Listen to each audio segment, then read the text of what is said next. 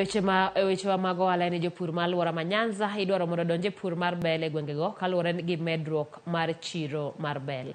Kane olose nyasi mano kelo kanyakla jopur moa 1,000 e gwenge mopogore counties ma Kaluo, apisa mar kambi mar Syngenta Catherine Dube ne ojiwo pur makamano mar dino fuok manitiere e chiro sane.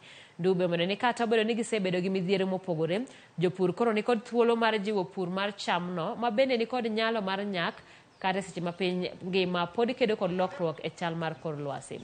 Jopur mano yuore nyasi no nochiwore mar jiwo pur mar bel.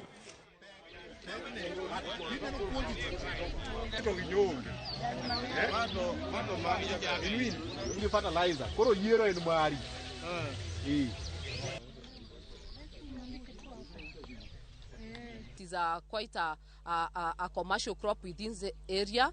Number two, it is really resilient to the climate change. To add to it is that we have ready market. We have an agreement with the East African Breweries Limited, so the farmers will not have a challenge with marketing.